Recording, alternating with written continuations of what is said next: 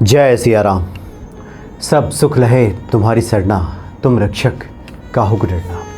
श्रद्धा भाव से हम ईश्वर को कुछ भी अर्पित करते हैं, या फिर जब हम मंदिर जाते हैं, किसी संत पुरुष से मुलाकात हमारी होती है और आशीर्वाद स्वरूप कुछ हमें अगर प्राप्त होता है, पुष्प प्रसाद कुछ भी अगर प्राप्त हो जाता है, श्रद्धा भाव से और स्नेहिल भाव से ममता दिखाते हुए कोई संत अगर कोई वस्तु प्रदान कर देते हैं, उसके प्रति हमारी अगर श्रद्धा अगर अटूट है तो वो बड़ा फलदायी हो जाता है और विपरीत परिस्थिति में वो बड़ा काम आता है।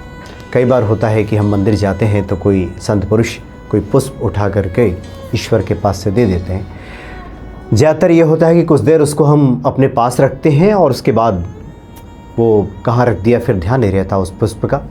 और कुछ लोग हैं जो उसे संभाल कर बड़े श्रद्धा भाव से अपनी तिजोरी में रखते हैं, पूजा स्थल पर रखते हैं या किसी पवित्र स्थल पर रखते हैं जहाँ नित्य दर्शन हो सके, या फिर जब भी याद आए उस वस्तु की, उस पुष्प की, तो एक बार हम दर्शन कर लें और हमारी समस्याओं का निदान हो जाए। इस भाव से तो समस्याओं का निदान हो भी जाता है।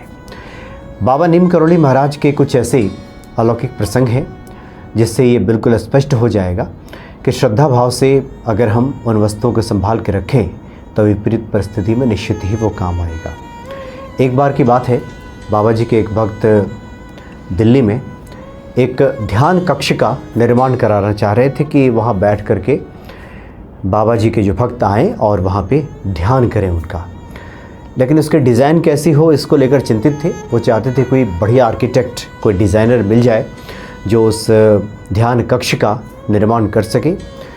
उसी चिंता में थे, परेशान रहते थे कि किससे बातचीत किया जाए। तो कहीं वो यात्रा पे निकले थे तो दो आर्किटेक्ट उनको मिले और उन लोगों ने कहा कि वो लोग पटना में एक 5 स्टार होटल बन रहा है, 5 सितारा होटल, उसकी डिज़ाइनिंग में लगे हुए हैं। तो इन्होंने कहा जो बाबा जी के भक्त थे कि आप आइए हमारे यहाँ चलिए और वहाँ जो बाबा जी का ध्यान कक्ष बन रहा है एक बार देख करके आप डिज़ाइन कर दीजिए। तो जो दोनों आर्किटेक्ट उन भक्त के घर पे पहुँचे तो उन्होंने बाबा जी की तस्वीर देखी। तो एक भक्त से के मुख से अचानक, एक जो आर्किटेक्ट थे उनके मुख से अचानक निकला कि ये तो वही महाराज जी हैं जिनसे हमने वर्षों पहले हमारी मुलाकात हुई थी। और उन्हें ध्यान आ गया कि एक बार कैंची धाम पूरे परिवार के साथ वो सभी पहुँचे थे बाबा जी के दर्शन करने के लिए, उनकी महिमा सुनने के बाद। और पूरा परिवार वहाँ पहुँचा था और सब लोग बाबा जी की आओ भगत कर रहे थे। उनके चरण स्पर्श करने के बाद वहाँ सभी पास में बैठे हुए थे, चिंतातुर थे। तो बाबा ने पूछा कि क्या परेशानी है। तो उस परिवार ने कहा था कि आर्थिक समस्या है, पैसे का अभाव है।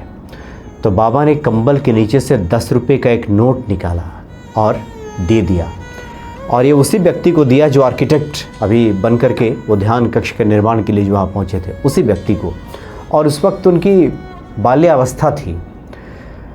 तो 10 रुपये दिया उनको। पूरे परिवार के लोगों को लगा कि इस 10 रुपये से क्या होगा।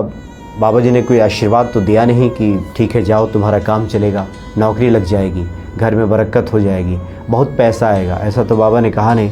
एक 10 रुपये का नोट निकाल कर दे दिया और इस बच्चे ने थाम लिया, इसको रख लिया। बात आई गई हो गई। सब लोग जब अपने घर लौटे तो घर वालों ने कहा कि वो लाओ 10 रुपये लाओ, हम लोग सिनेमा देखने चलते हैं, इसको मिला करके हम लोग देखेंगे। लेकिन उस बच्चे का बड़ा विश्वास हो गया था बाबा जी की बातों से। वो जो नोट दिया गया था याद के तौर पे उसने उस नोट को रख लिया था।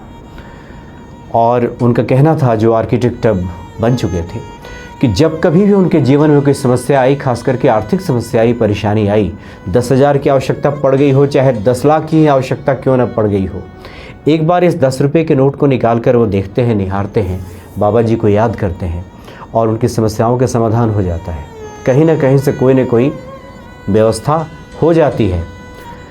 उस 10 रुपये का जो बाबा जी ने दिया था, उसका इतना बड़ा प्रताप है, इतनी बड़ी महिमा है कि श्रद्धा भाव से एक बार देख करके इच्छा प्रकट कर दी जाए तो व्यवस्था हो जाती है। तो ये श्रद्धा भाव है। क्योंकि बाबा जी स्पष्ट तौर पे कुछ अपने मुख से ना कहते हो, कई बार अपने क्रियाकलाप से कुछ ऐसी बातें कर जाते थे जो समझ गए तो समझ गए, या जो लोग नहीं समझ पाए वो नहीं समझे। तो उस 10 रुपये का जो चमत्कार है वो आर्किटेक्ट को ध्यान आ गया। हालांकि उन्हें चेहरा विस्मृत हो गया था कि वो कौन से बाबा थे, किन से मुलाकात हुई थी। लेकिन अचानक से उस तस्वीर पर जब ध्यान गई उनकी, जहाँ पहुँचे थे ध्यान कक्ष के निर्माण के लिए, तो सारी घटना याद आ गई। और उस 10 रुपये के चमत्कार को लेकर के वो पूरा किस्सा वहाँ कह बैठे और उन्होंने कहा कि ध्यान कक्ष का निर्माण वो ज़रूर करेंगे और इसके लिए 1 रुपया भी वो नहीं लेंगे, क्योंकि बाबा जी की कृपा से वो अभिभूत हैं। बाबा जी ने ऐसी कृपा की है कि वो धन्य हो उठे हैं, उनका तो पूरा जीवन धन्य हो गया है।